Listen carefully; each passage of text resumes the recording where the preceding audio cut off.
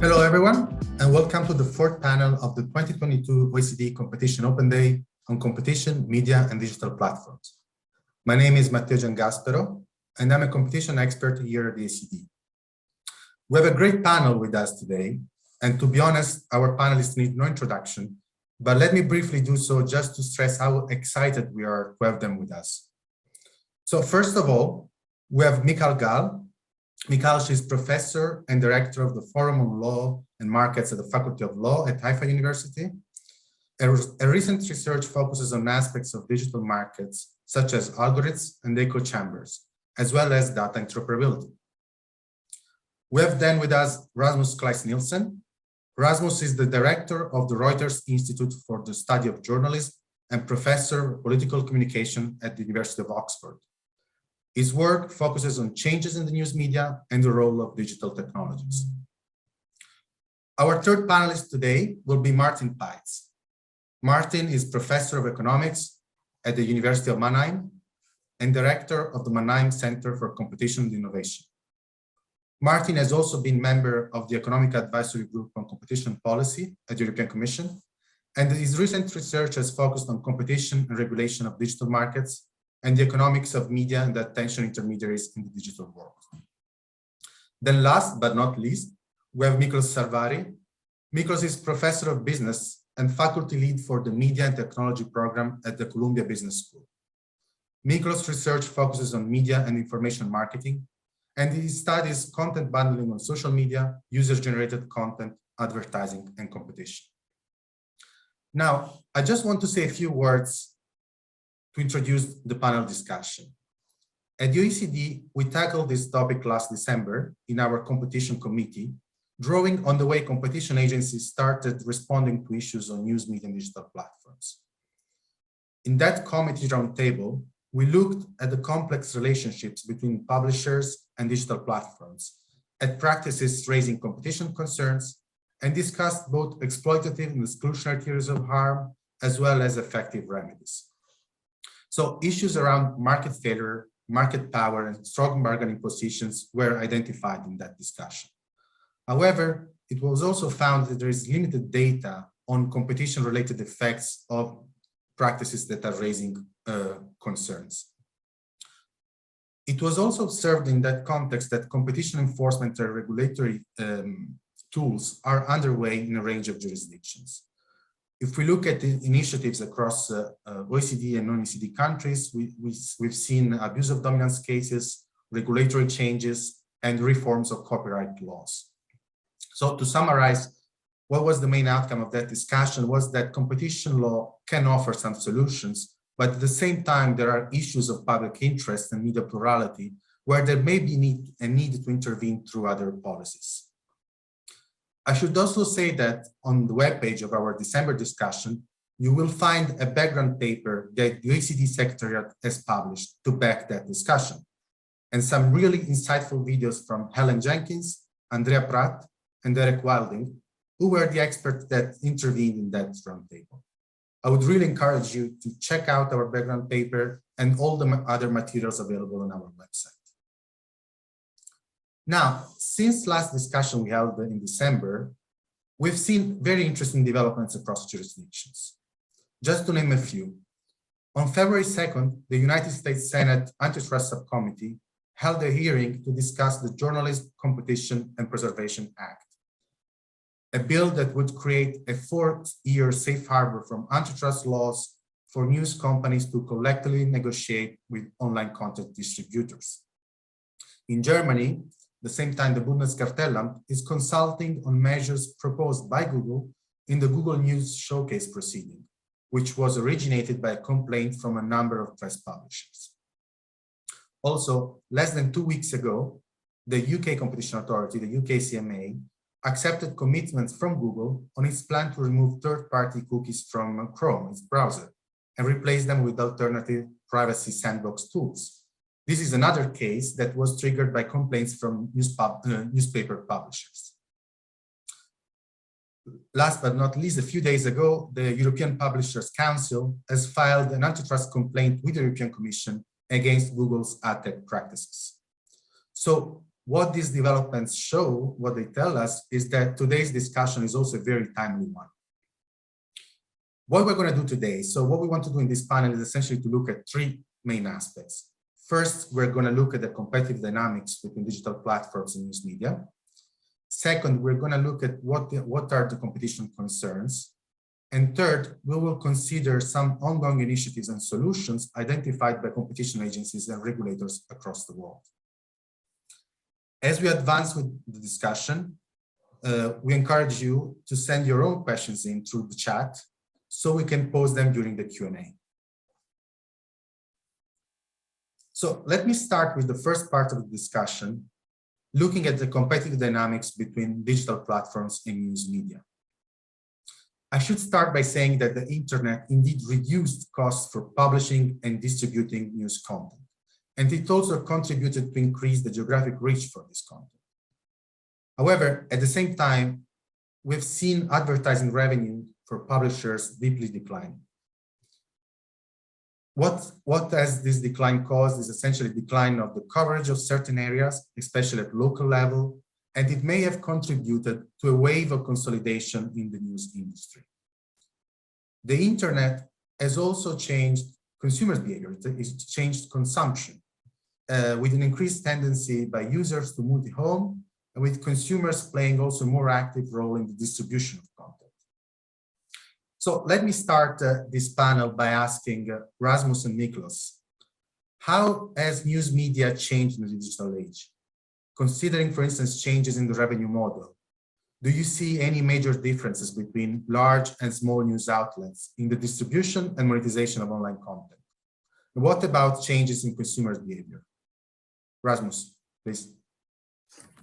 Thank you.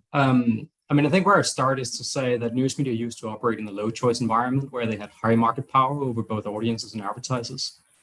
Before the move to digital, mobile, and platform-dominated media environment, news media used to control both the channels of distribution and bundle the content that people accessed and captured a significant share of both audience attention and advertising spending because of the position that they occupied.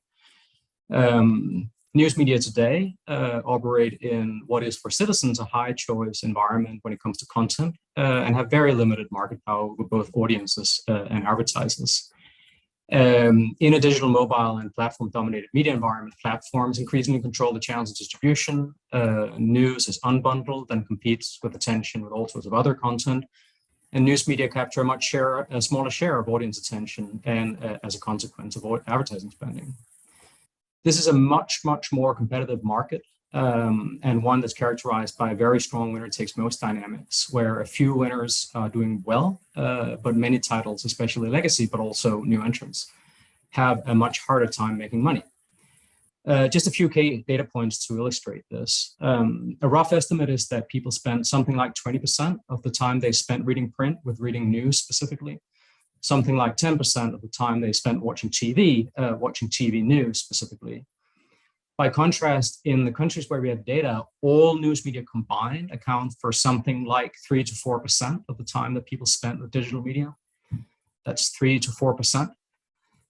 Since advertisers were never interested in the news per se, but in reaching audiences, it's not surprising in light of that they have gone where the audience is. And online, of course, that is to a large extent on platforms. And the popular success and evident market power of a few big platforms, most prominently Google and Facebook, has undoubtedly exacerbated the commercial challenges that news media face. The biggest challenges are the face of that, biggest platforms are the face of that challenge, but they are not all of it. I think it's important to recognize that according to eMarketer globally, most of the biggest sellers of digital advertising are different platforms who can all offer very low prices, very detailed targeting, and often both depth and breadth in terms of audience reach. And advertisers will still spend some money with news media, especially those that can offer premium brands and an advertising environment that sort of stands out from just stuff on the internet. But over time, I'd expect the share of advertising spending that goes to news media specifically not to be much higher than the share of audience attention that goes to news media. And as said, right now, that's a few percent. If we look at those few percent of attention and at the news media industry specifically, we can see that the shift from a pre-digital to a digital environment has further intensified winner-takes-most dynamics. In the past, economies of scale and high barriers to entry drove consolidation and the formation of local monopolies and oligopolies, one newspaper per town. In a digital environment where geography no longer represents a meaningful barrier to entry, the same dynamics are playing out at the national level and to a smaller extent at the global level. If you look at attention and by extension advertising first, in the markets where we have data, out of hundreds of competing news media, typically a handful of titles and almost always national brands account for half or more of all the time that's spent with news online. That's the big hit. At the long tail end of the distribution, then, in the United States, for example, all local news titles combined have been estimated to account for less than 1/6 of the time spent with news online. And in the UK, about 1/10 of the time that's spent with news online, with all local titles combined. And I think it stands to reason that a tiny amount of attention combined with no market power over audiences or advertisers is less lucrative than being the dominant player in a local content and local advertising. If we look at paying for news next, here too, we see strong winner takes most dynamics. In the markets where we have data, again, a small number of predominantly national titles out of hundreds of news media account for half or more of all digital news subscriptions. They are the big hit. And at the long tail end of the distribution, with some important exceptions, local titles have seen limited growth in digital subscriptions. Where does this leave us? I think it leaves us in a place where we should expect the top line's revenues in the news industry as a whole will continue to decline, driven primarily by audience and advertiser choices and compounded by the success of platforms, as relatively lucrative legacy print and broadcast operations continue to shrink and digital is a much more challenging and much more competitive market. It also, I think, points to a future where existing winner takes most dynamics in the business of news for both attention, advertising, and reader revenues are reinforced. It'll probably be a smaller industry than news was in the 1990s in some countries, but with a few percent of total advertising expenditure, a growing number of digital subscribers served at near zero marginal costs, and auxiliary revenues from e-commerce and the like, it'll still be a multi-billion-dollar industry, and one that will probably invest a greater share of revenues in editorial than it ever did because the very high distribution and production costs associated with offline are falling away. Compared to the recent past, it'll be characterized by few winners, dominant national titles, and those new entrants who make good use of the gift of digital distribution at low cost, keep their content distinct and their costs low, and manage platform risk well. And there will be many losers, especially among sort of ultra-ran national titles, local titles stuck with a pre-digital cost structure, as well as titles trying to build a sustainable business around serving this privileged and often historically underserved parts of the public, as well as, of course, all titles of different sorts with owners who prefer short-term asset stripping over the uncertain returns on long-term investment in digital transformation. It's going to be amazing for people like me, the most lucrative, affluent, highly educated, news-loving part of the public. It's looking a lot more mixed for the majority of the public. And the latter point is potentially problematic if one believes, as I personally do, that independent professional journalism with its imperfections play an important role in our societies. But that is a more political question. Thanks a lot, Rasmus. A lot of food for thought. Let me give the floor to Miklos here. Thank you, Rasmus. I think that I have very little to say after this really comprehensive review of what has happened. You did a really great job at describing an industry that, due to technological change, has lost its bargaining power against some of the newly built platforms in particular. And it has also lost its source of competitive advantage, which was pretty much economies of scale, as the cost, the fixed cost of operating has declined relative to the size of the market. I mean, their bargaining power has definitely gone down, and these are hard times, very, very hard times for news media, especially newspapers. I am seeing the situation a little bit less bleakly, as you described, because I think that the bleeding has sort of stopped, or I mean, it's not that it's a great situation, but I think that it has stopped, and newspapers somehow, news media in particular, has figured out how to deal with this new environment. I mean, a couple of things that I would like to share in terms of how I see at least how news media has responded to these difficult years. I mean, one of the things to observe is that out of the few who have succeeded, who are national brands, interestingly, it's the legacy brands that seem to be doing better. A couple of years earlier, we were all worried about BuzzFeed and the Huffington Post taking the wind out of the New York Times and the Wall Street Journal and the Financial Times and so forth. It turns out that we are not talking much more anymore about BuzzFeed and the Huffington Post. It turns out that you know, the New York Times is doing great, the Washington Post is doing great, the Wall Street Journal, Financial Times are doing great. These are 100-year-old brands, so they have managed to build on their legitimacy and on their brand equity that they have built over hundreds of years to kind of create some sort of a competitive advantage against even the big platforms, because people do visit these sites. Now, they are few, much fewer than, many fewer than they were before. And I totally agree with Rasmus that especially on the local level, we have definitely a problem, but these big titles definitely manage to sort of survive. The second thing that we have seen that is by now totally consolidated is this shift to the subscription model. If you have brand equity, then you can actually command subscription fees, and people are willing to pay for good quality news. This is pretty good news for the news industry, and it somewhat mitigates the problem that advertising is indeed in the hands of the big platforms, and it's very difficult for news media. Here, I would like to note that I'm not sure that regulation is making it easier. Like in particular, privacy regulation that is important in and of itself is mounting an even bigger challenge for these news outlets that are trying to kind of like deal with the shrinked advertising market that they are facing. A fourth thing that we can observe is that even though digitization, if you wish, has been completed more or less for the large news media outlets, they are still struggling with digitization in the sense that they are looking for a digital experience to consumers that can compete with the entertainment value of some of the new stuff that has come out in really recent years. And I'm thinking about TikTok, like basically these attention-grabbing technologies that online work so well together with algorithms. That makes you know, the attention devoted to news media that Rasmus already portrayed as a tiny slice of the total attention spent even more challenging. And news media is trying to sort of respond to this. I'm thinking about newspapers getting into video and getting into audio. Again, with quite some success. I mean, I was just talked to The Economist. They have a great podcast program, and they are enlarging it. So this is working, but of course, it's an uphill battle against you know, some of the new stuff that is coming out. So they are still working on digital transformation quite heavily.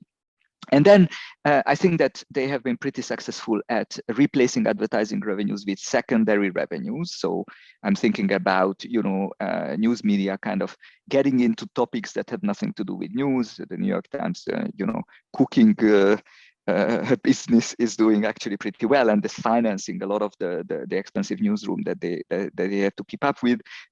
You know, FT and the Wall Street Journal, The Economist, they are running a pretty successful conference business. Some of them are running a pretty successful consulting business. They are getting into executive education. So areas which are kind of neighboring news and information, but they are not the core of the business. They are kind of like diversifying, and that somehow mitigates you know, the bloodbath. So overall, if I had to conclude, terrible times, the last 2 decades for the news industry.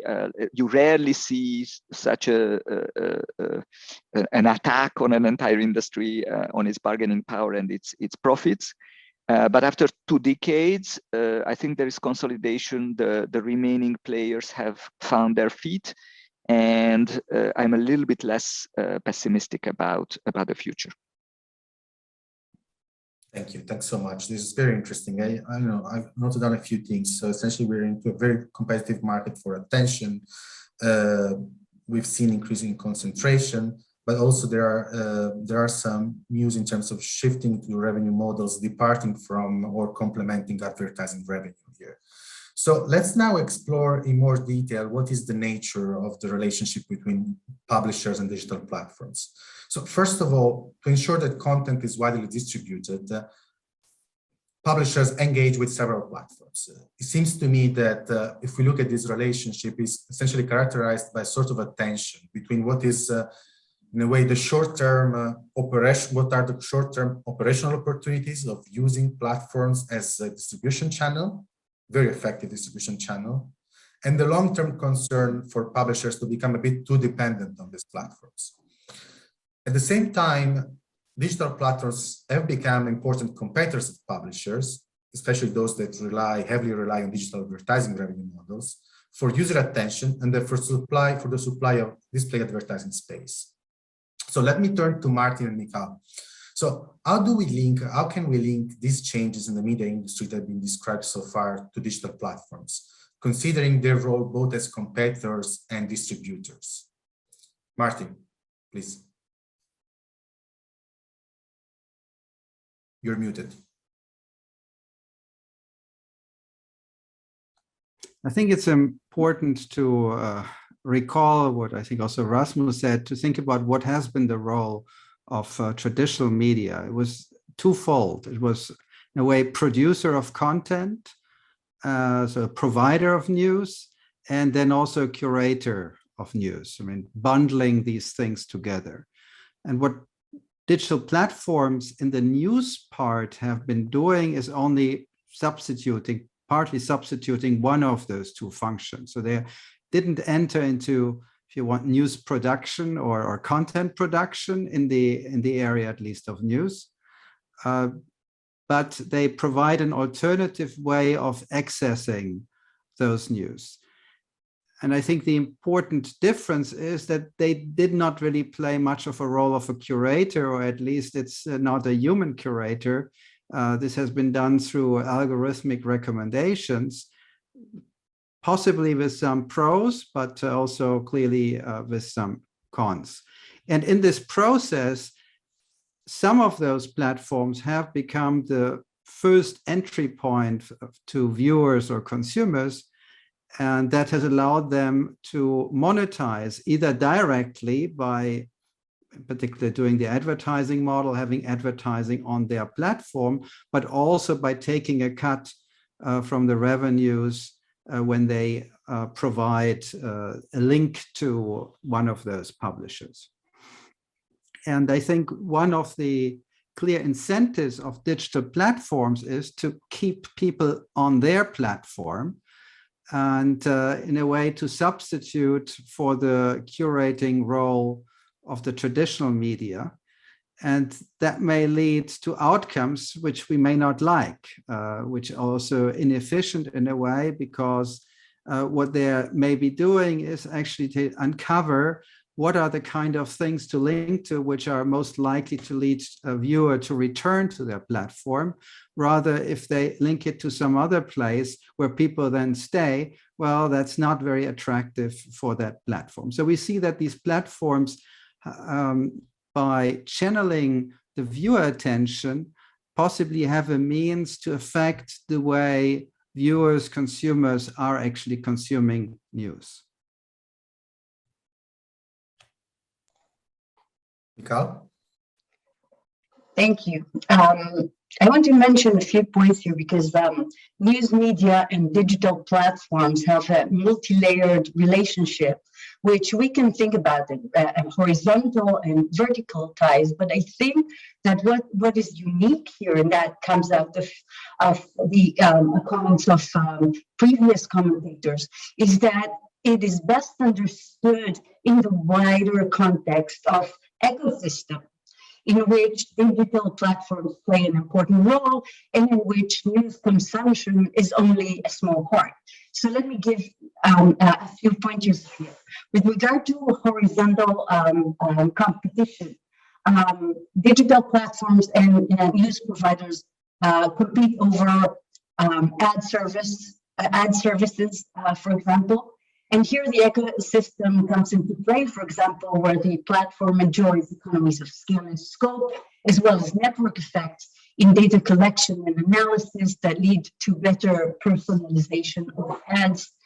And to a lesser extent, I do think that they also compete over the provision of news, and ecosystems come into play here via user-generated news content, which is part of online social networks that are based on a different set of motivations and have a different dynamic than regular newspapers or traditional newspapers, but still create news.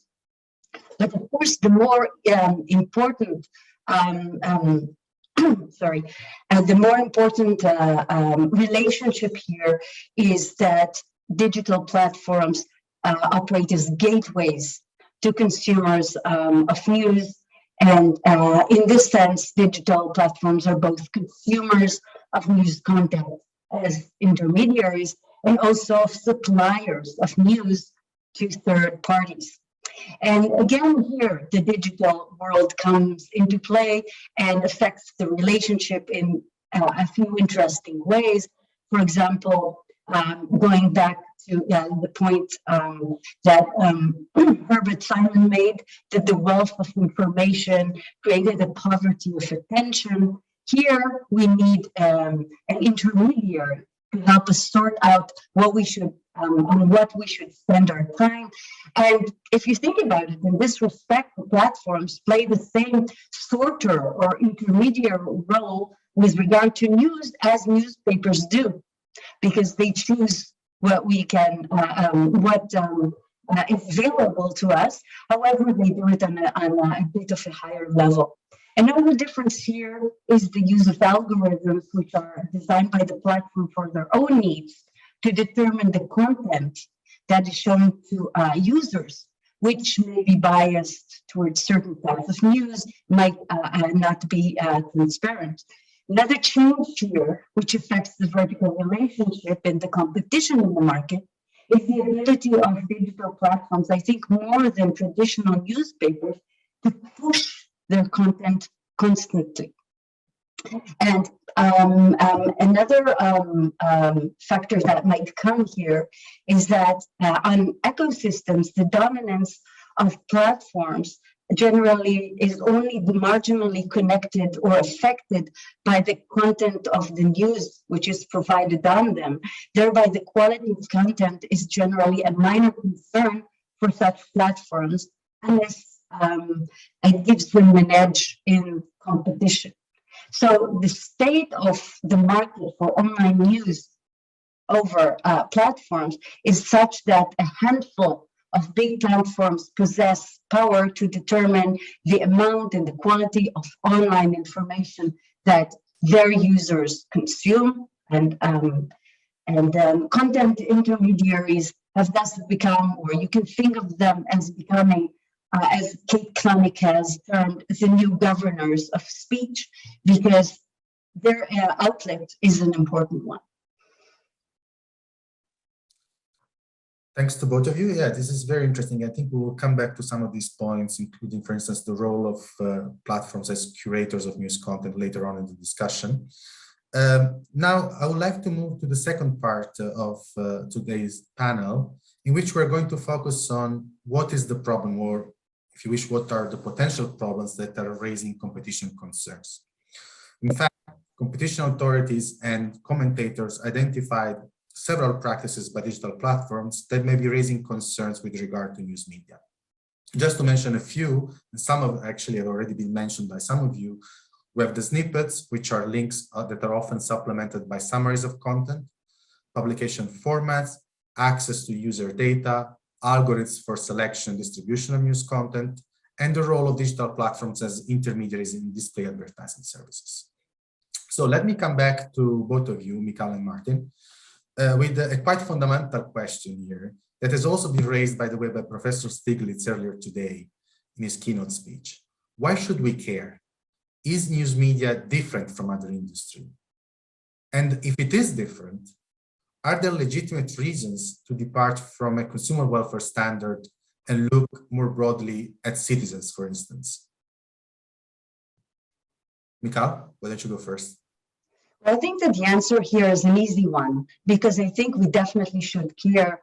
And I think that it has long been recognized by jurisdictions and scholars around the world that media markets are different from those of usual traditional goods because of the effects of their consumption on society, which go well beyond a specific product, beyond a specific industry, beyond a specific issue. And a few pointers here. This is because of the free flow of opposing and challenging ideas, as well as the exposure of welfare-reducing government actions, which is crucial to the well-functioning of democracy. And so the known saying that exposure to sunlight is the best disinfectant, I think, is not merely a cliche. Furthermore, unlike most consumer goods, here there are important externalities, because one is affected by what his fellow citizens consume due to the externalities that news and views consumption creates. And furthermore, the extent of such effects on our lives may be significant. And just think about the recent reminder of fake news with regard to COVID immunization has shown us again, and other examples are related, of course, to corruption risks. And so accordingly, we have a collective long-term preference for a well-informed citizenry. And in this sense, it can be likened, if you would like, to our collective interest in sustainability. Now, these considerations go well beyond consumer welfare, at least as it is generally understood in the narrow sense. Let me also add that when we determine the effects of digital platforms on democracy, I think we should think about two dimensions which are relevant here.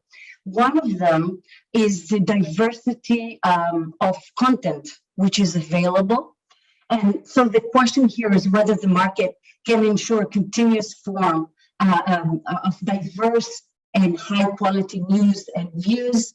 And even so, indicators of such qualities are such that viewers or users can identify what quality is, what news is of high quality in this world. But the other dimension, which is often overlooked, is what is called diversity of exposure. How much of this information actually reaches each and every citizen? It's not overall, but each and every citizen. And here it may be argued that the marketplace of ideas has grown poorer rather than richer. And the problem is the unprecedented variety of diverse content, which often fails to reach individual consumers of news and views because of personalized news feeds that create echo chambers that we can talk about later. Excellent, thanks. Martin?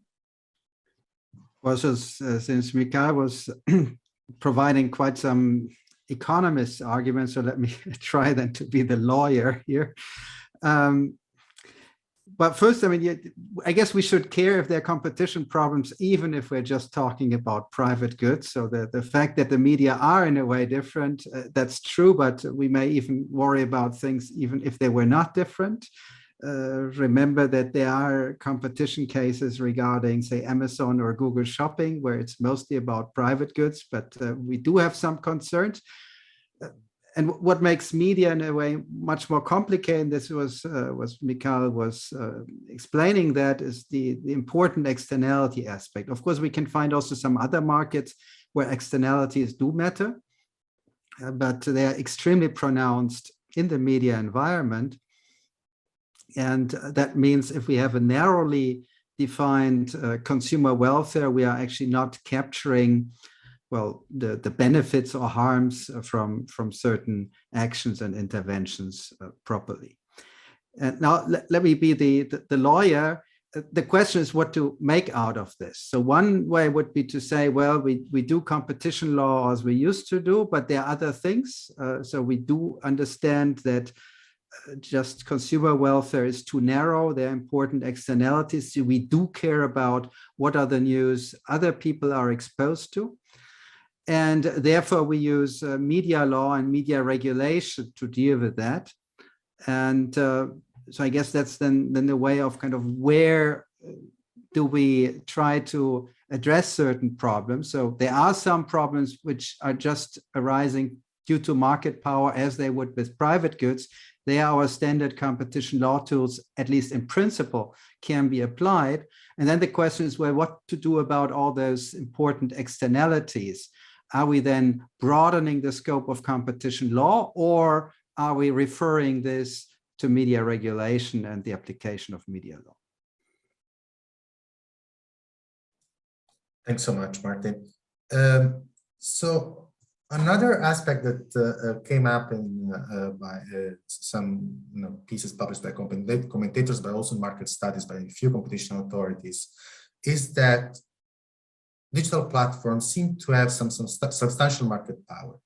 Here, some have considered the market power in their core business, such as general search services or social networks, but also market power in services that are specifically tailored to news publishers, so such as news referral services. So we're going back to their role as distributors of news content. But also in segments where digital platforms and news publishers, as we've heard before from both from all of you actually, is where those two compete, such as digital advertising markets or attention markets.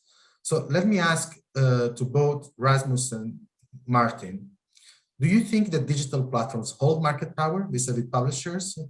And where do you see there are most of the concerns? Are the concerns mainly in digital advertising, or the concerns we should look more at their role as gatekeepers for news content? Rasmus, please. If all of the above is an option, then I'll opt for that. I mean, I think it's clear that some big platforms, most notably Facebook and Google, when it comes to news publishers, have very considerable market power in several areas that are very important for news publishers. Facebook clearly has it in terms of social media across the different platforms that Meta owns.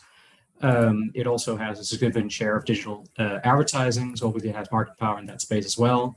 Alphabet has it through Google Search, through YouTube as a video sharing platform, and through the very important, though I think less sort of publicly recognized and discussed area of ad tech and advertising services, which of course the publishers are very concerned about.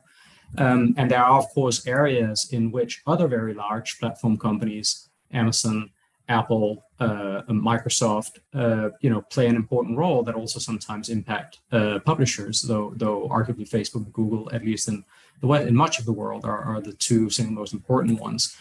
I think sometimes we need a little bit of specificity in these discussions, and that's why I name some of the companies by name. I think there are situations in which we are doing ourselves a disservice if we use the term platforms where really we mean Facebook, or where we really mean Google, or the two of them, or another sort of couple of very, very large companies. There are other platforms too that have much less market power: Twitter, Snapchat, and more specific platforms that aren't necessarily that important for news publishers specifically. So I think it's clear that they have market power, and I think it's clear that they have them in several different areas: advertising as gatekeepers for content. And I think it's clear that they can both exacerbate sort of pre-existing market failures or create new ones, sort of a market for lemons type problem in terms of what content is thriving from complementers to some platforms. I think, however, at the same time, we need to keep in mind why they have that market power. And it's for competition authorities and courts to decide whether they have it in part because of abuse of their position. And obviously, some of them have been fined already several times in Europe and elsewhere for this. But I think we also need to keep in mind that some of this is driven by the choices made by audience members and advertisers. And over time, those choices become structures. Let me give a sort of very simple, a single data point on the audience side of this. When we survey internet news users across 46 markets in 2021 last year, countries that in combination account for more than half of the world's population, it's only 36% of our respondents, all of whom are internet users, who say they've accessed an online news website or news app in the last week. and the majority access online news through search or through social. That's not because they don't have access to online news sites or apps. It's because they make different choices. And similarly, the decline of print newspapers and linear scheduled broadcasting, stagnation and decline in some markets and some demographics, it's not because these things disappeared.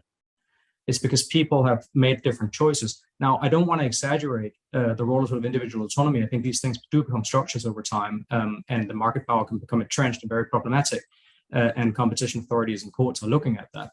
If I can just append very quickly a footnote to the really important things that Michal and Martin said before about the sort of public value here. I think that's an area where it's clear that those of us who are engaged in these conversations do what we do because we believe in the promise of independent professional journalism. And I think it's also important to say that there is independent, evidence-based, rigorous research that document the net benefit of independent professional journalism with its many imperfections in some countries in the world.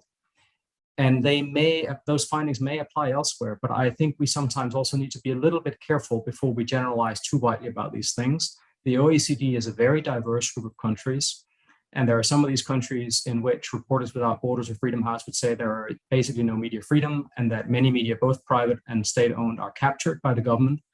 And in those, I think we really need to be careful before we just assert that journalism and news media are intrinsically public value and helping sort of a democratic society thrive.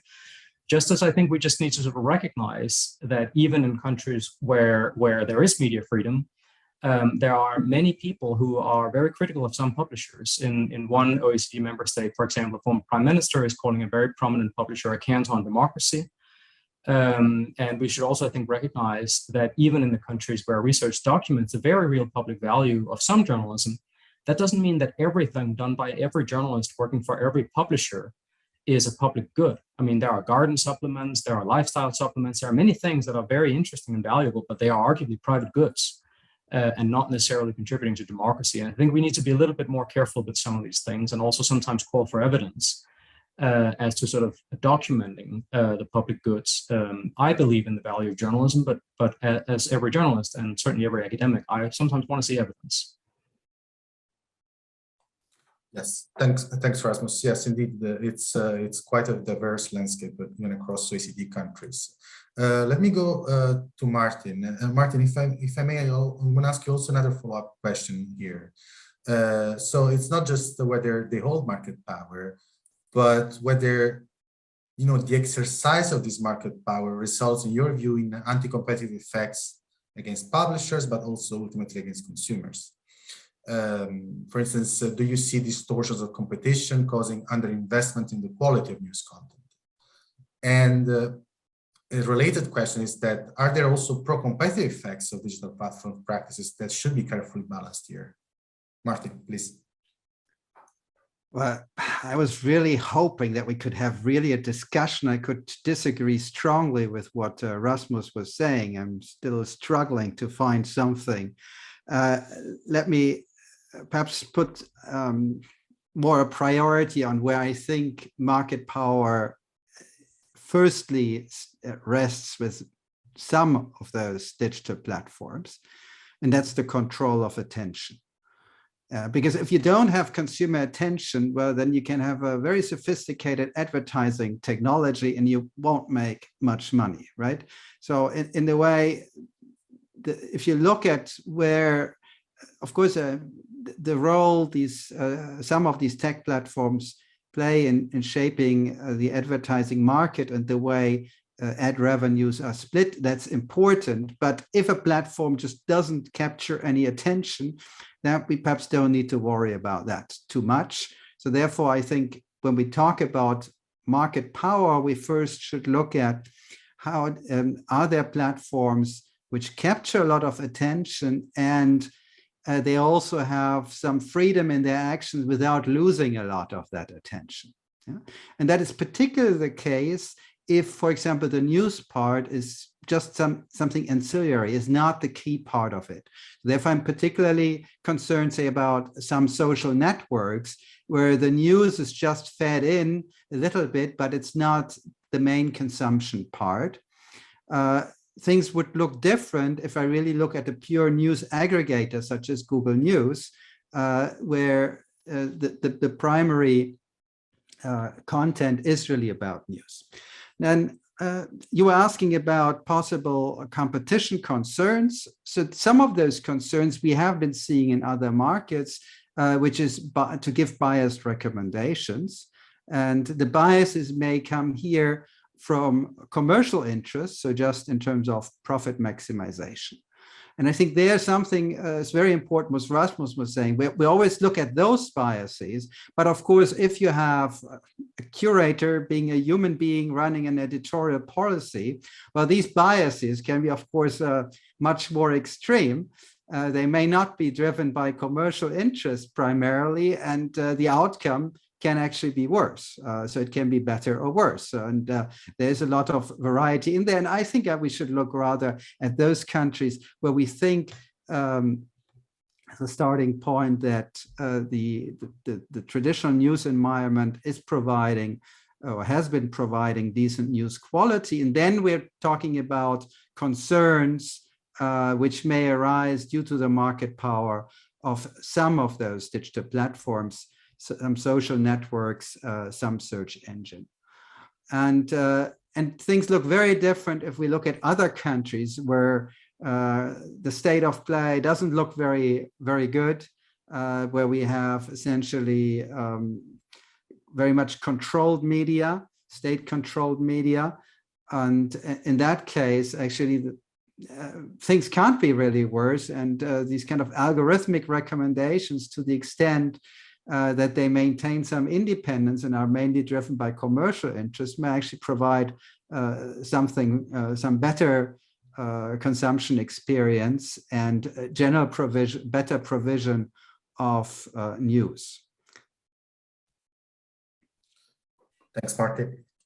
This is really, really interesting. So let me try to go now back to Miklos and to see, what are his views. Also, I mean, if you can offer a bit to us a bit, what is the US perspective of things here? Yes, I really liked Martin's comment, sort of with respect to media bias, with respect to how much news might be distorted just because of the market power of these platforms.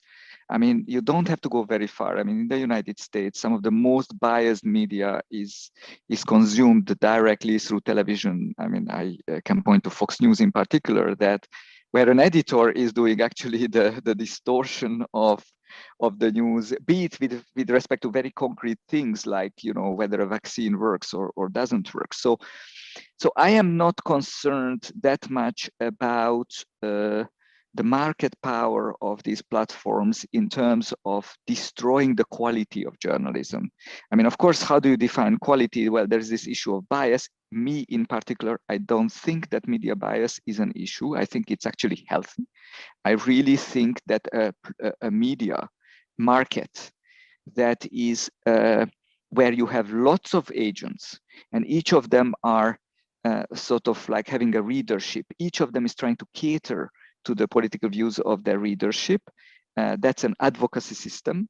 And in an advocacy system such as this, you will have biased newspapers, but overall the industry has got an incentive to reveal much more information than a media environment where you have a few news outlets. I mean, that is why in a court case, we have a prosecutor and we have a lawyer. Each of them are biased, but their fight is actually ends up revealing more information to the general public at the end of the day. So I don't see media bias per se being a difficult phenomenon. Of course, if media bias is the result of political capture, then we have a real problem. If you don't have competition, then we have a problem. But as long as you have competition, I think media, the output of the industry as a whole, is going to be actually quite healthy. The second point I have, and this relates to the kind of research I did, is that there is a bit of a misunderstanding with respect to the market power and its impact on quality of these big platforms. So the argument goes in a quite simplistic way saying that platforms have more market power, therefore they are starving for revenues the news outlets. As a result, the news outlets make less money, therefore they have less money to invest in quality, and therefore overall quality is going to decrease. This logic, unfortunately, doesn't hold. What is happening is that it's true that the news media have less resources, but different news outlets respond to this increased competition differently. Some of them are over-investing in quality because they cannot get the attention that they want from the readers on the platform, so they try to drive them to their own websites.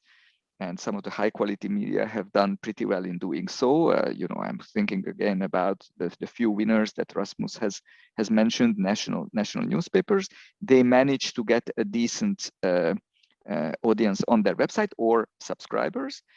The lower quality ones who are entirely relying on the attention grab from the members or the users of the platform, they actually have no other choice but to decrease the quality of their media. So rather than an across the board decline in quality, what we observe is an increase in the variance of quality, and anecdotal evidence seems to point to this. You have got a lot of outlets that are branded, that are great on present in these large platforms, but you also have a lot of sort of second-rate news outlets, blogs, or news digests that are not really producing any great quality news information. So I don't think that platforms are destroying the content that news media generates. There are exceptions. Like market power is really a problem when it is so strong that it eliminates some players. And in particular, with respect to local news, I think that there is a problem there. Here you can identify you could say that the major platforms are actually a problem for local news media, because in this fight for market power, the local newspapers just cannot survive at all. But I think that on the national level, I don't think that the news media has become worse and less diverse. I don't think that people read less news or have access to less news at the end of the day. So I'm actually pretty optimistic with respect to this part of the competitive dynamics. Thank you. Let me see if Rasmus has a different view, as more pessimistic view here, or is optimistic as Miklos on what is the impact of market power? Because Rasmus, you said there is market power. I mean, there is market power. So what has been the impact of this market power over quality of news? And please be very brief, because then we would like to move to. Well, I mean, first of all, I'd say that more broadly, I'm sorry if I came across as a pessimist in a sort of a broad sense, but of course we need to tease out some differences to make the conversation interesting. So I'll play the role then if that's useful. I mean, I'd say broadly, I'm a cautious optimist, and the areas where I think the evidence suggests reasons for worry are very specific. I mean, they are about local, they are about underprivileged communities, and about historically underserved communities. And as said, I don't personally see any grounds in which one could hold any different view than saying that Facebook and Google in particular have market power in some of these areas over publishers. Like Miklos, I think the impact of their role more broadly is quite complicated in a sense, because on the one hand, their evident success in terms of capturing attention and advertising demonstrably disrupts the supply side around news through its contribution to the impact on the business of news. At the same time, it also creates opportunities for complementers to reach audiences that they would never have been able to reach in the past, where they would have to secure access to a printing plant and distribution or broadcast license and the like. It's clear that they create environments in which there is competition for attention on their terms, and the house always wins when they are running the marketplace. But at the same time, in terms of what it means for citizens, it's also clear that this drives both intentional and incidental exposure to news, and that it drives more diverse exposure to news. So I think it's quite mixed, and I think it's also important to keep in mind that they create competition in markets where there is always the opportunity for gains from trade. There are always opportunities for network effects, data network effects, and economies of scale in all the products and services that they offer. And of course, importantly, that even in situations where a single large platform may be dominant in a particular area of a product or service, in a broader sense, they are engaged in competition with one another in what I think Eric Schmidt used to call the platform wars. And they sort of venture out from their citadels of market dominance to try to keep their big rivals off balance. And I think we can see that in particular, those publishers who have the most brand equity and the most distinct and valuable news content are playing at that by trying to secure deals with one platform while criticizing another publicly for not playing ball, and by entering into licensing agreements or just operating on the standard terms of trade, by where platforms offer access to reach in return for access to content and the opportunities to collect data along the way.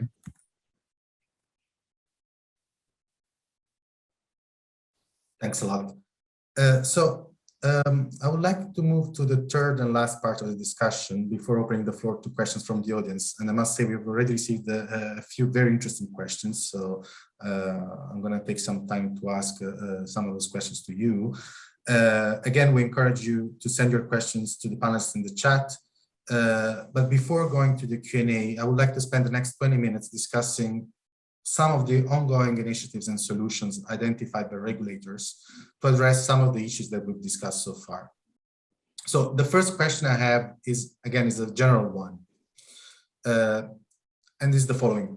Is antitrust policy a tool to address issues around the ad tech space or issues of imbalance of bargaining power between digital platforms and news publishers? Maybe let me start with Miklos. What do you think? Again, I kind of would like to get back to Martin's earlier comment about, antitrust laws being kind of complicated in this context. I definitely believe that something needs to be done with respect to the stronghold of the platforms on digital advertising. In the history of media, there have never been such a market, such a concentration of business in any media outlet, whether it's in percentage wise on a national outlet, but this is happening at a global level. So if 2 or 3 platforms own 50% of the global digital advertising, then we know that there is a problem, and that definitely something needs to be done to remedy this. Especially when there is technological trickery in the background, as it is the case for real-time bidding in the case of Google. So I think that there is no doubt that this excess market power needs to be tamed somehow.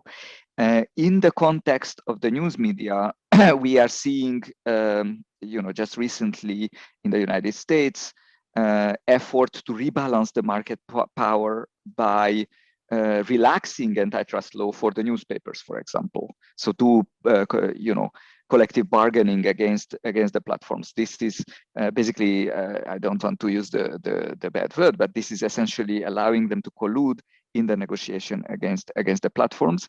And I can see this to be a sort of short-term remedy. I think it is, in the long term, this is going to be difficult to sustain because it questions the legitimacy of antitrust law in the first place. So I think that we have to be very careful,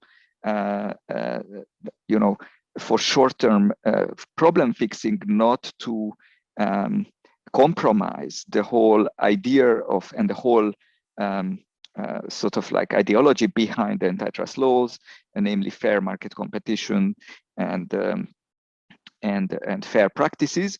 There also needs to be a clarification whether the primary focus is consumers or the protection of other businesses. Here, there is a big difference. I feel there is a big difference between the United States and Europe. Europe is much more concerned about an equal, a level playing field. The United States is much more concerned about consumers. If you look at consumers, I mean, Rasmus has said it to us. Basically, we have a great time. I mean, you know, all this stuff is free. You know, it's great. If you only are concerned about consumers, you have less of an issue. If you worry about fair practices, then there is more of an issue. And I think that antitrust law needs to be very clear about what is the goal here, and needs to come up with an adapted rule system that is not just fixing the short-term issues, but that is going to be sustainably applicable in the decades to come. Excellent. Michal? Well, you asked whether antitrust policy can address any of the problems that we talked about. And my answer is a cautious yes. But much depends on the specifics of the case and also on the specific antitrust tools which are adopted in each jurisdiction, and these tools may differ. For example, some jurisdictions have more regulatory tools, some have market studies. There's a difference between exploitative and exclusionary tools. So that I think that antitrust can play a role mostly in furthering the diversity and the quality of content. And in some instances, it can do it directly. For example, if you have obvious cases that relate to artificial barriers to access to the platform, be they such barriers unilateral or coordinated, then antitrust can play a role here. Just to take an easy case, if a monopolistic digital platform refuses to work with a news content supplier with no objective justification, antitrust can, of course, be used to prevent such conduct. However, the question is, of course, what do we define as an artificial barrier that comes under the law? And some jurisdictions have prohibitions that relate to exploitation of a dominant position, and this may enable content providers to earn more from their content and keep them in the market. This might be used, again, very difficult to apply. We don't exactly know what is a fair or an unfair price here. But most of the tools that antitrust can use are indirect ones. They relate to the lowering of barriers and generating more competition for and in the market for platforms, just like Miklos said. And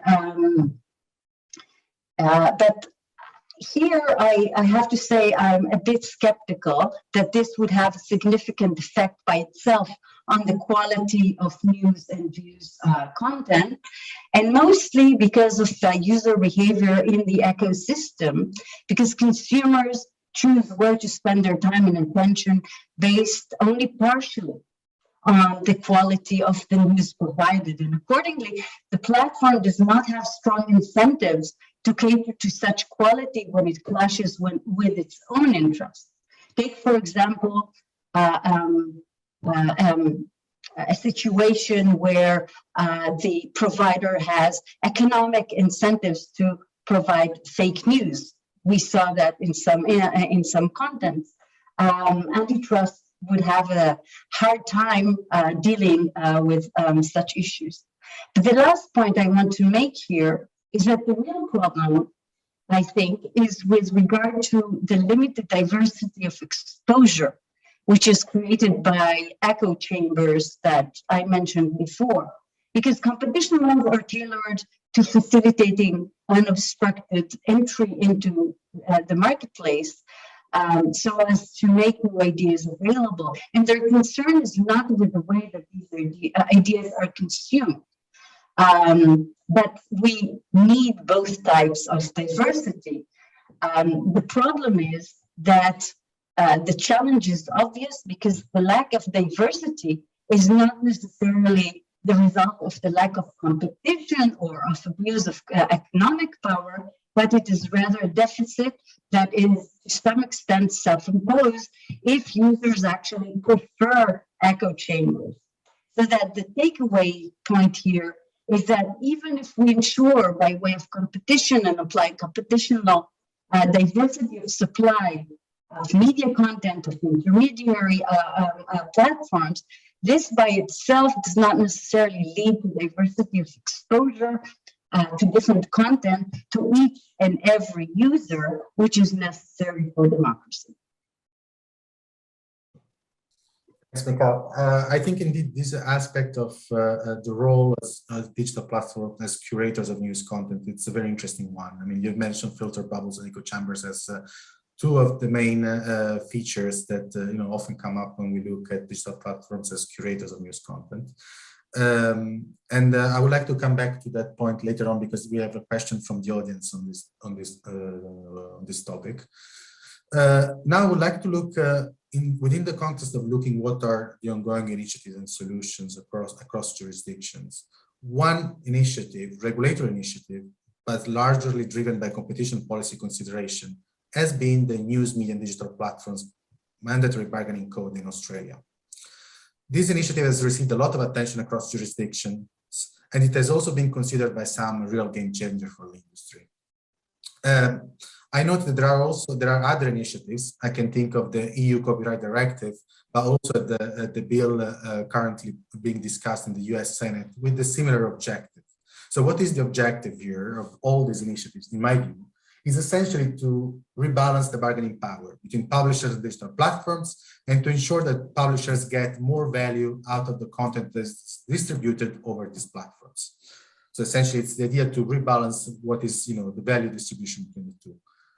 So let me ask to all of you this question. Do you think that this solution would solve everyone's problem across the publishing industry? Martin, why don't you go first? If you ask the question that way, then I would say, of course not. But let me try to add something more to your question, make it even. So as Miklos, I think, was mentioning, what we're talking about is in a way, an antitrust exemption. And the question is how targeted it is. So that's partly also part of the discussion, who actually would fall under this exemption and what does it solve and what do we really care about? So I guess one point is we're talking about many different parties, but not all of those parties are sitting at the table with such a code. It would be just the publishers and the platform, and there wouldn't be anybody taking care of the interests of the viewers or consumers. And what we're talking about is not just about the share of a fixed cake, but also the size of the cake may actually change. And one concern could be, and I don't know which way it would play out, but at least one concern could be, is that if you have publishers and platforms getting together, that certain groups of viewers may actually see, for example, higher prices, and therefore there may be more exclusion of vulnerable groups of news users.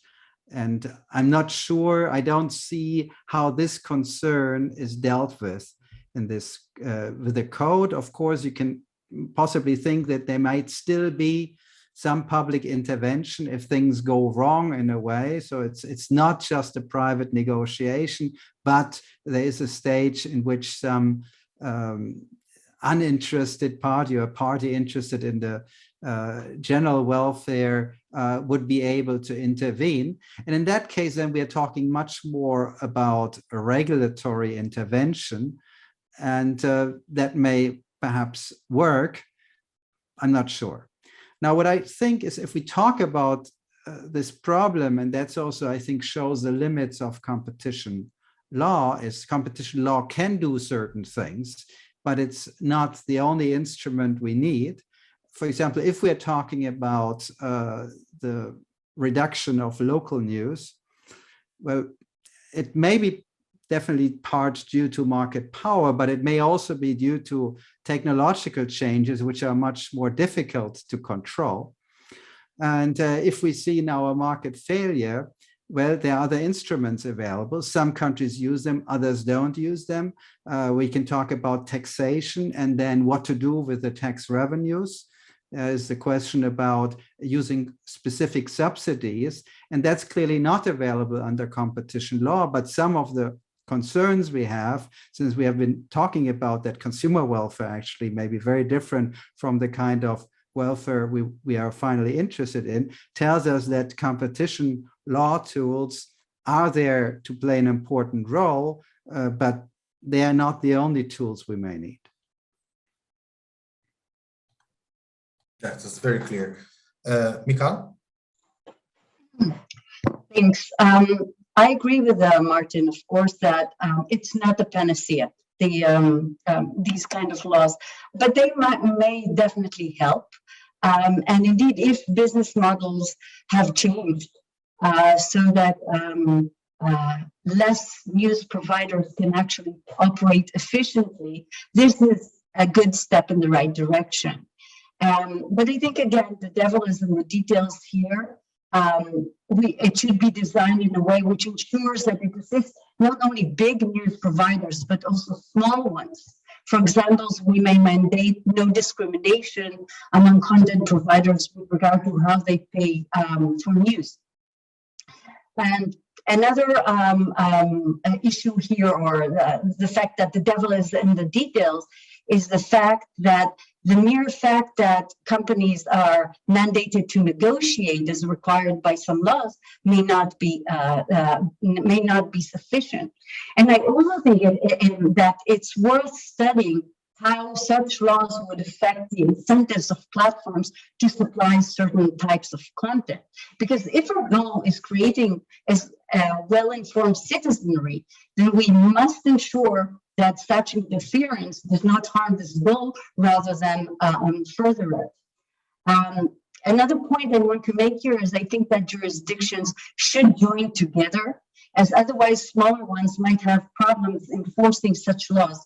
And take, for example, Spain, which imposed limitations on its own platforms in this regard, which led some platforms to simply use other types of content, and it mandated Spain to recede its actions. So that several dynamics here might be relevant.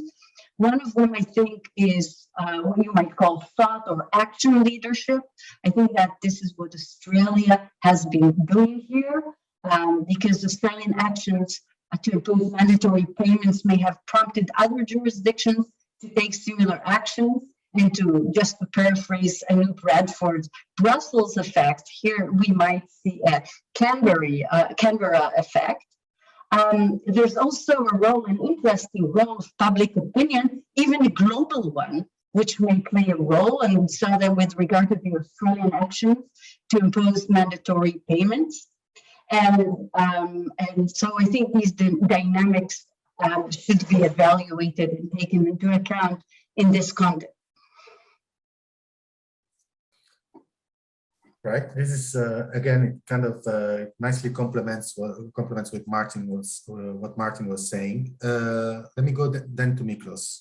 What are your views? Do you think this is so since you know, each of your questions, we kind of like, as academics, to any question we always answer it depends, and when we come up with like a lot of conjectures of what is going on and whatever. So let me be actually the bad boy here and answer directly your question. I don't think that these measures are helping. In fact, I think they are creating more harm than help, and for the simple reason that Martin's and Michal's intervention have nicely illustrated. The problem is complicated, and we don't know enough about what exactly these measures are going to create.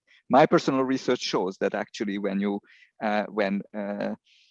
reduce the bargaining power of the platforms against the news providers, then there is a decrease in the variance of quality, and basically means that some good quality outlets are going to reduce their investment in quality. So that right there, you have got like a negative effect there. And there are millions of other secondary effects. So it's very difficult with such a simple knee-jerk exception create and understand what exactly this is going to represent for the news and this industry in particular. And then Martin's point with respect to not everybody's around the table is a basic issue here. So what about third-party publishers that have nothing to do with news? They are also under the same pressures. So like if I'm a video game producer and they distribute my stuff on a social network, you know, the social network has a lot of market power. And, you know, should I not be affected by the by these adverse effect? Of course I am. So why am I not included in the discussion? So my issue is that these short-term sort of exceptions, reactions, they are undermining the credibility of antitrust law. What we need is a framework that is adapted to digital platforms, that is adapted, as Michal said, to an international monopolies, which we haven't seen really in media before. And I think that it takes time to understand what exactly these effects are. And you know, I understand that in the meantime there are losers and winners, but I still believe that having a much more fundamental and sort of like principle-based approach to this whole problem may be slower, but in the long term, it's going to help the industry much more. Right. So essentially, it's a call to, you know, to have a more of a framework that that nicely adapts to the fact that some of these companies, they have a global scale. Absolutely. What's your view? I mean, I tend to think along the lines of Miklos outlined, in particular, the importance of trying to sort of think about what a framework could look like. So I suppose the point I would start from is to say that the business of news is a captain of its own destiny, and I don't think we should exaggerate, you know, how much at the mercy of events. I think we should recognize the success of some brands, both legacy and new entrants, and recognize that in a dynamic economy, then sometimes companies don't last forever, and that may apply to the news business as well. And I think the fundamental challenge that the business of news is taking on is the question of how does one create value for citizens when we have moved from a world in which one did that by creating content in a situation characterized by information scarcity, to trying to create certainty, clarity, and meaning in a world characterized by abundance and the accompanying confusion. As I've said from the outset, I think we have every reason to believe that media that serve, crudely put, people like me, so affluent, highly educated, highly interested in news, are doing very well. And some of them will do even better in the future because of the low marginal costs and the profit margins in digital subscriptions being very high for that reason. And we see this not only in large markets or the global English market, but also with Le Monde in France, NRC in the Netherlands, several titles in the Nordic countries, as well as new entrants, then again in Slovakia, Mediapart in France, Malaysia Kini in Malaysia, and others. And that's very encouraging. But I think we are left with what one can think of in the sort of narrow language of economists as risk of market failure, or in a sort of broader language of sort of what a democratic society benefits from, a question of what can be done to create a sort of enabling environment for independent professional journalism, not just for people like me, but also at the local level, underserved communities and underprivileged communities. I think it's sort of a purely political question for citizens and elected officials, whether they believe that there is a role for policy. And I don't really think that I, as an expert, that my sort of opinions are more interesting or significant than that of any other citizen. And it's for publishers to decide whether they believe in their country that any such policies, in fact, are meant to enhance the independence and sustainability of independent professional journalism, or whether perhaps they may be tools of media capture or whether perhaps sometimes they are sort of selectively designed to reward certain companies at the expense of others. If we leave aside those considerations, just look at it from the point of view of policy, and leave aside also sort of the principal reservations that some might have about the state dictating transfer of value from one part of the market to another, my starting point would be to think about media policy, would be to say, first, we want to be precise about what the specific problems are we're trying to solve. Surely the problem cannot simply be to sort of shovel money into a set of companies. It presumably must be more precise than that. Secondly, to ensure that there is transparency about who gets what and on what basis, so that citizens can form an independent view as to whether these goals are in fact achieved. Third, ensure accountability in terms of sort of regular assessment of whether the stated goals are being met by virtue of how resources are distributed and redistributed by political means. Fourth, consider the positive, the possible unintended negative externalities, such as entrenching incumbents, whether on the publisher side or the platform side, or reducing companies' incentive to surface public interest content by increasing the cost of doing so, or disincentivizing new entrants from even considering news as part of their product and services because of the possible cost associated with it or the regulatory cost associated with it. And finally, and this I suppose is often something that businesses want from any kind of regulation and policy environment, but may be particularly important for news because of its sort of intrinsically political nature, to think about whether the policy has broad-based political or public support, or whether it's going to enhance the tendency that media are political footballs that divide us rather than bring us together. And I think that there are a number of policies that exist around the world that meet these criteria and have evidence to suggest that they might work. And I hope policymakers are suggesting, are looking more closely at those if they want to take a role in this drama. And whether the situation in Australia contributes to this, I think fundamentally at this stage we don't know. Because the code hasn't been applied. There is no platform that's been designated under the code. And that means that all the deals that have been struck are commercial, private, confidential deals. We don't even know who has deals, let alone how much they benefit or why. And therefore, I'm very glad that the Australian authorities are going to look much more closely at this and evaluate it. I think that's very sensible. And I'm very glad that there is interest in Australia and many other countries in looking at the role that public policy could play. But I also think it's important that there is sort of a clear framework for what one is trying to achieve and a rigorous assessment of whether one is actually achieving it. Thanks, Rasmus. So let me just go back to Martin with one last question here. It is a question that also came up in the chat, so from the audience, which is the idea that, we've heard from Miklos, I think that, Miklos, you were saying that essentially at the end, it's not just about producers of news content, it's also about other content that's being distributed online, is distributed through digital platforms.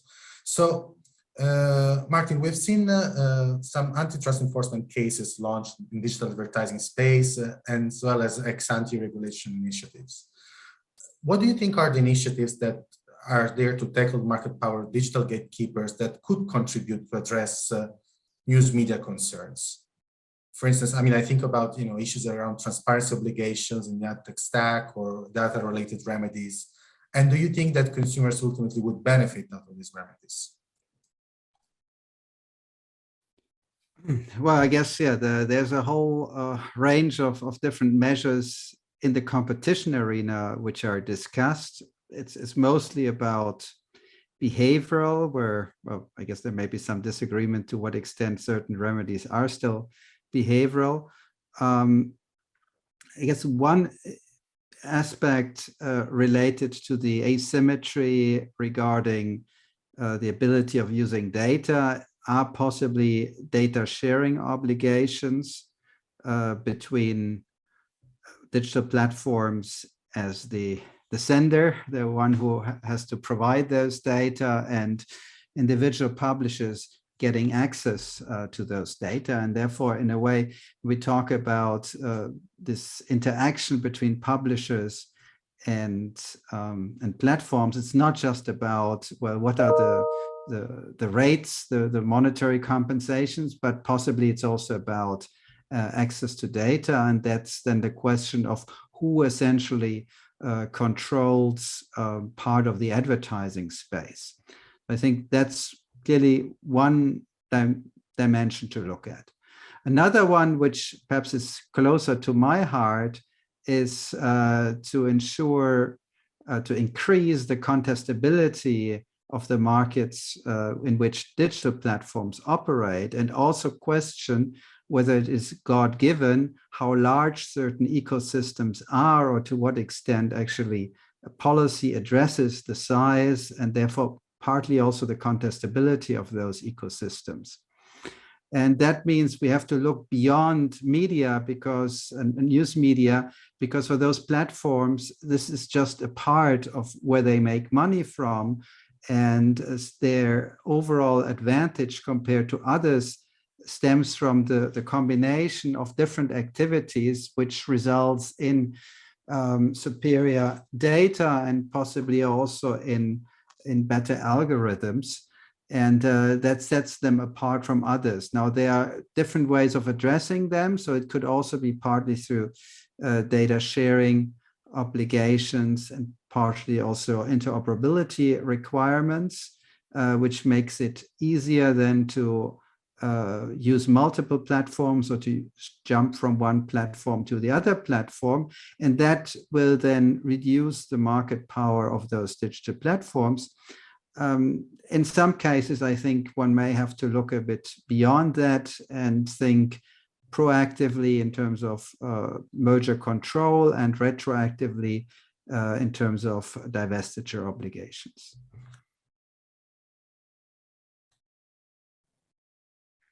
Thanks, Martin.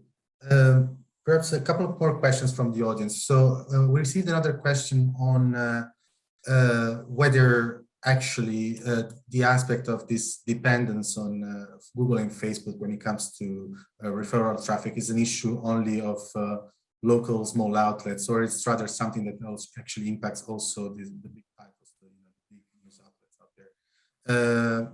Rasmus, maybe I can ask you this question. So do you have data? I mean, do you think it, Sure. I'm glad that someone raised that in the chat. I mean, I think the top line way to think about this is to look at overall estimates of traffic to online news. There are private analytics companies such as Parsley that compile that from their clients. So from memory, the current Parsley estimates is that just over half of traffic to online news is direct traffic and what's called internal referrals, where you are on a news article and then you click on another article from the same news site. And just under half are external referrals, predominantly from Google search, a large chunk from Facebook, and then a slew of other much smaller referrers, Twitter and various news aggregators, most prominent amongst them.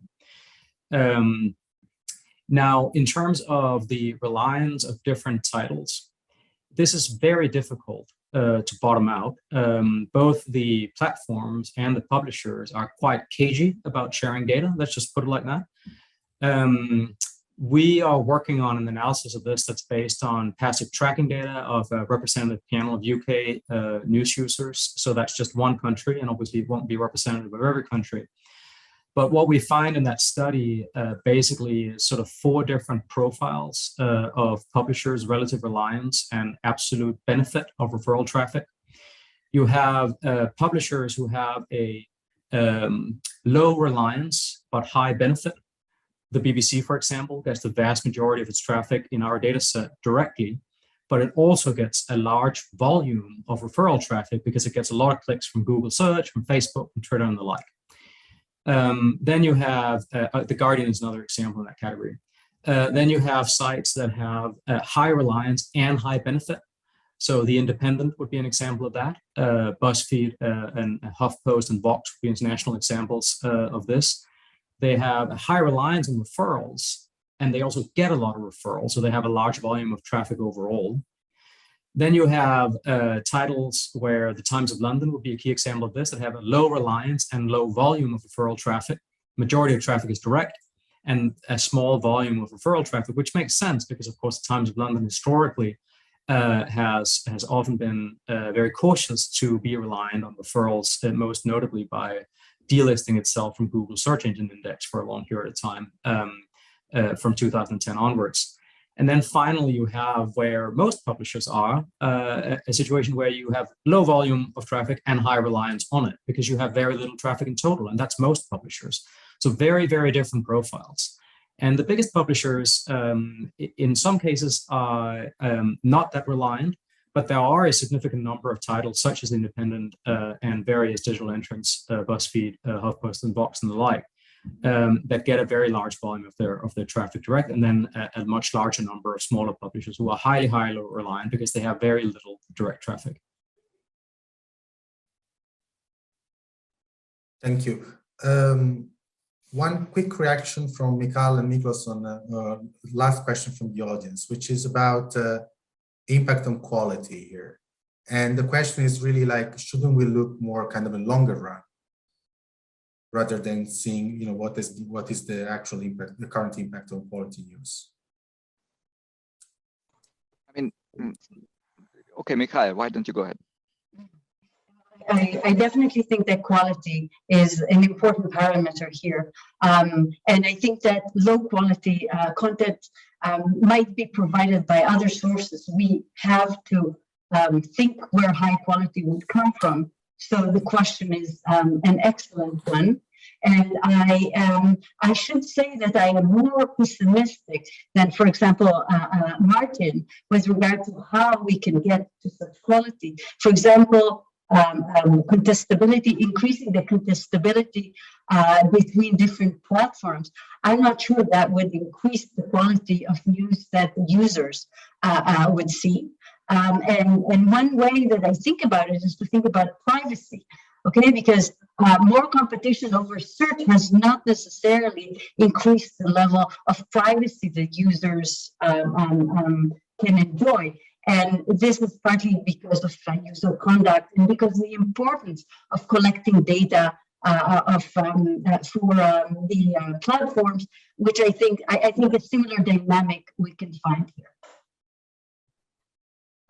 Miklos? Yes. So in terms of quality, I'm quite frankly quite optimistic. As I said before, I don't see a collapse of quality in the large brand name newspapers who dominate. Now, if you say that, again, if you go back to the lack of local news papers, then there is a collapse of quality. There is no quality whatsoever there. So that is definitely an issue. I'm not saying that, but the big crisis of journalism in terms of revealing the issues that are at hand, of revealing great and engaging content for users to understand what's going on. The idea of investigative journalism being in crisis, I just don't see that. I think the New York Times is thriving. It's doing great. The Washington Post and a bunch of others are doing great. I don't see a collapse of quality. So that's on the empirical side. And again, my research shows that the incentives are not in that direction. The high quality newspapers have an ever bigger incentive to invest in more quality, because their only option is to drive audiences to their own site. And the only way to do that is to sort of respond to the competitive pressure for attention of the big platforms and the TikToks and whatnot. So again, this is not good for the newspapers in the sense that they make less money, but because they overinvest in quality, they don't have the choice. But us as readers and the general public, from the externality perspective, I think the world is a better place in this situation. Sorry, I just have to add here very quickly that the way media researchers think about quality news is that it is in part relational and in part in the eye of the beholder.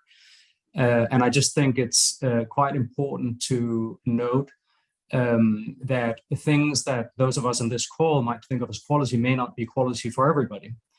And what I mean by that is that I think the sort of average reading level in the United States is estimated to be sort of 7th or 8th grade. And the average reading level of what it takes to read the New York Times or the Washington Post or the Wall Street Journal, which all of whom I respect and admire and personally think of as quality, is sort of 10th grade. And something like 1/5 of the American adult population is estimated to be functionally literate. So this takes nothing away from the very real accomplishments of those titles. And I agree with Miklos. I think the best journalism today in many ways is better than it's ever been, and more easily accessible, and also in some ways more diverse. But I think we need to sort of pause before we sort of jump to the conclusion that means quality for everybody. Yeah, I totally agree. My only perspective is like, this is a tragic situation for a number of other reasons. I live in the United States, and I kind of like experience the problem with what you have raised, Rasmus, in my everyday life. But this doesn't just concern news consumption. It concerns access to healthcare. It concerns the alimentation of the public. I mean, we are talking about major public policy issues here that I think media regulation and concerns with respect to the news is not going to be able to solve. There is, this is a much bigger problem, as I see it, than quality of news. Yes, and I think we all agree that indeed those are big problems, and I'm afraid we're running out of time here. This, of course, concludes our panel, and I would like to thank all our excellent panelists for their great contributions to the discussion. I personally did find it very interesting, and while I'm sure we may not have found all the answers we were looking for, I think it greatly helped to advance the debate around these issues. So now it is with great pleasure that I hand over to the head of the OECD Competition Division, Ori Schwartz, for his closing remarks on the 2022 OECD Competition Open Day. Ori, over to you. Thank you, Matteo, and thank you for the distinguished panel for this very interesting discussion. Good morning, good evening, and good afternoon to all our viewers. I would like to say a few words to conclude the 4th edition of the OECD Competition Open Day. This is now the second time we hold the Open Day virtually, yet we do hope that you have enjoyed it and benefited fully from it. We also hope that you can, we can see you all in person in Paris next year.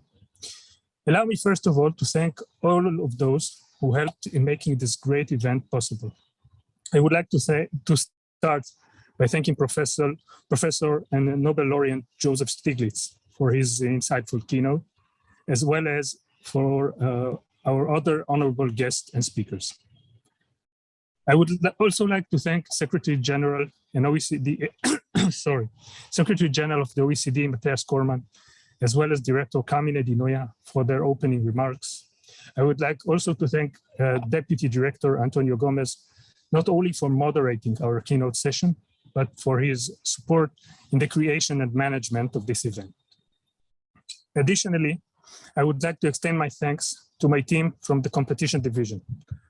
All those who managed and moderated today's panels, of course, whom you met throughout the day, but also all of those who worked behind the scene to make this event possible, starting with my deputy, Antonio Capobianco, who gave support and advice, our incredible communications officers, Elodie Pierre, Erika Agustino, and Claudia Gamel, and our amazing project managers and assistants, Angelique Servin, Nasli Auka, Paloma Balaish, Rebecca Lambert, and Sofia Pavalido. I would also like to thank our media partners and for working with us to make this day a success.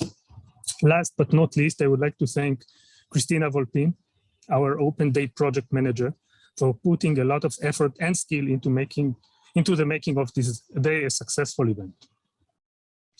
As you all may recall, the main objective of the Open Day is to share and disseminate the competition division work with all of those who cannot participate in the competition committee. I believe we have achieved this goal, even if we only met online, as we have had a total of 2,000 participants throughout the 4 panels and keynote. Let us together recap some of the points from today's panels. We started the morning by discussing the topics of green innovation and competition. 2 years ago, when we first discussed sustainability, we noted how relevant and trending this topic was. This made it necessary for us to hold a second roundtable last year on this topic.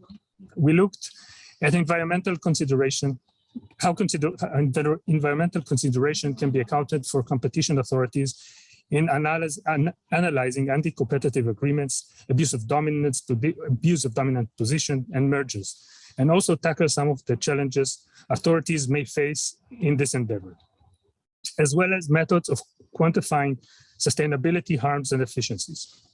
Today, we focused on the relationship between green innovation and competition, and how competition authorities and governments can ensure they support it either when enforcing competition law or when designing state support. I think this is an area of growing importance which competition authorities and governments will continue to grapple within the years to come. This followed by a panel on competitive neutrality and the role of states in the market. As you know, the OECD's views on competitive neutrality as a fundamental principle to competition law and policy. We have previously carried out a lot of work in this area, aided by our valuable contributions and discussion. In fact, we are currently working on competitive neutrality toolkit, following our recently adopted recommendation on competitive neutrality. Specifically today, we looked at the concept of competitive neutrality and the importance of leveling the playing field between different types of enterprises, whether state-owned or private, foreign or national. We also discussed the broad topics of state aid, specifically in the testing time of COVID-19. Later today, we enjoyed a few words from our Nobel Prize laureate, Joseph Stiglitz, which brought together all of today's topics to give us an overview of the future of competition policy. Its insight also introduced the following two sessions of the day on digital markets.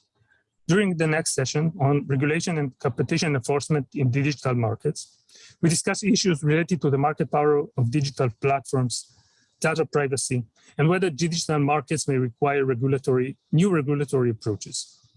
Drawing on the experience of different agencies, the speakers discuss the best approaches to capture killer acquisition, assess potential competition, and design appropriate remedies. We reach an important conclusion that international cooperation is crucial in dealing with this industry.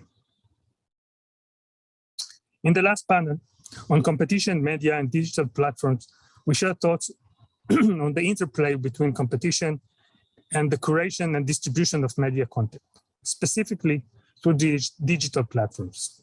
We discussed the future of news media in the internet age, as well as looked at the competition and government agencies have tackled these issues so far.